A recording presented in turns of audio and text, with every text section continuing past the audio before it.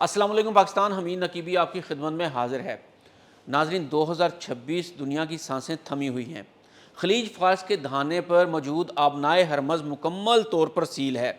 عالمی معیشت کی شرح کٹ چکی ہے اور دنیا بھر میں تیل کی قیمتیں آسمانوں کو چھو رہی ہیں۔ ماہرین چیخ رہے ہیں کہ دنیا اندھیرے میں ڈوبنے والی ہے، لیکن اس دوران ریگستان کے ریت کے تلے چھپا ایک خاموش منصوبہ ایکٹیویٹ ہوتا ہے۔ جب دنیا ہرمز کی بندش کے خوف سے لرز رہی ہے، سعودی عرب کے ساحلوں پر خاموشی سے خام تیل کے ٹینکرز بھرے جا رہے ہیں۔ نہ کوئی جنگی خطرہ، نہ ہرمز کی ناکہ بندی کا ڈر۔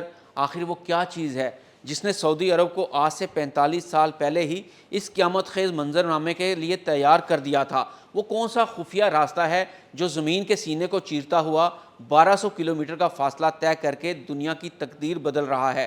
دوستو، اس وقت صورتحال یہ ہے کہ آبنائے ہرمز، جہاں سے دنیا کا 21% تیل گزرتا ہے، وہاں اب خاموشی ہے۔ کوئی بھی غیر ایرانی جہاز وہاں سے گزرنے کی ہمت نہیں کر پا رہا۔ تصور کریں، روزانہ 21 ملین بیرل تیل کا راستہ رک جائے تو کیا ہوگا؟ فیکٹریاں بند، ٹرانسپورٹ مفلوج اور ملکوں کی اکانومی زمین بوس ہو جائے گی۔ ایران نے ہمیشہ ہرمز کو ایک دھمکی کے طور پر استعمال کیا، لیکن اسے یہ اندازہ نہیں تھا کہ سعودی عرب اس شطرنج کی بساط پر اپنی چال دہائیوں پہلے چل چکا تھا۔ جہاں دنیا سمجھ رہی تھی کہ سعودی عرب کا تیل ہرمز میں پھنس جائے گا، وہیں ارامکو کے سی ای او امین ناصر کے ایک اعلان نے سب کو حیران کر دیا۔ انہوں نے تصدیق کی کہ سعودی عرب کا ایسٹ ویسٹ پائپ لائن منصوبہ اب اپنی مکمل 7 ملین بیرل یومیہ صلاحیت پر کام کر رہا ہے۔ لیکن یہ سب کیسے ممکن ہوا؟ کیا یہ محض ایک اتفاق تھا یا دنیا کی تاریخ کی سب سے بڑی اسٹریٹجک منصوبہ بندی؟ آئیے وقت کے پہیے کو پیچھے گھماتے ہیں۔ سال ہے 1980۔ ایران اور عراق کے درمیان ایک خونی جنگ چھڑ جاتی ہے۔ اس جنگ کے دوران دنیا نے پہلی بار ٹینکر وار کا منظر دیکھا، جہاں تیل لے جانے والے جہازوں کو نشانہ بنایا جا رہا تھا۔ سعودی عرب نے بھانپ لیا تھا کہ صرف ہرمز پر انحصار کرنا خودکشی کے مترادف ہے۔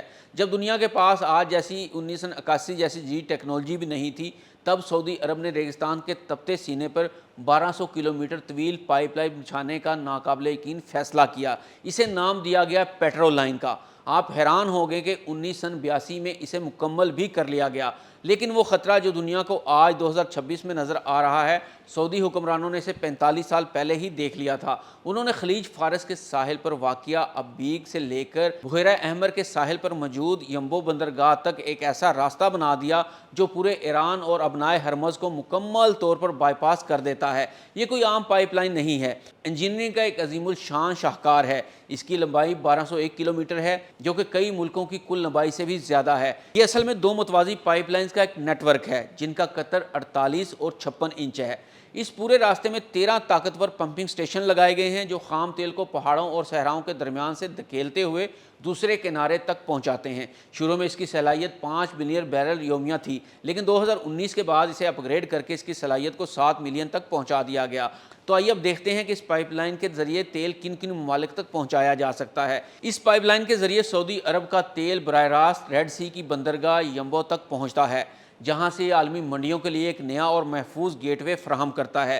یہاں سے تیل کی ترسیل کے لیے 3 بڑے رخ بنتے ہیں۔ پہلا رخ ہے مغرب کی جانب، جہاں مصر، یورپ، افریقہ اور امریکہ کو تیل کی سپلائی انتہائی آسان اور آبنائے ہرمز کے مقابلے میں کم وقت میں ممکن ہوتی ہے۔ دوسرا رخ جنوب کی جانب باب المندب سے ہوتے ہوئے چین، جاپان، کوریا کی طرف جاتا ہے، اور تیسرا اہم رخ ہے نہر سوئز کے ذریعے بحیرہ روم کے ممالک تک رسائی۔ جہاں تک پاکستان کا تعلق ہے تو جغرافیائی طور پر پاکستان کے لیے ابنائے ہرمز والا راستہ قریب ترین ہے، لیکن اگر جنگ یا ناکہ بندی کی وجہ سے ہرمز کا راستہ مکمل بند ہو جائے تو پاکستان بالکل اس پائپ لائن سے فائدہ اٹھا سکتا ہے۔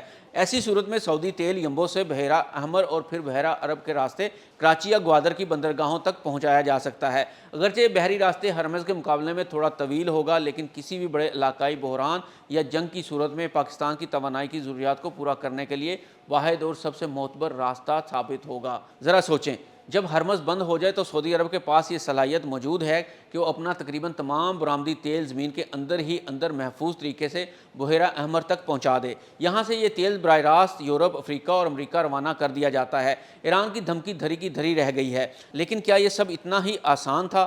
بالکل نہیں۔ دشمنوں کی نظریں ہمیشہ اس پائپ لائن پر رہیں۔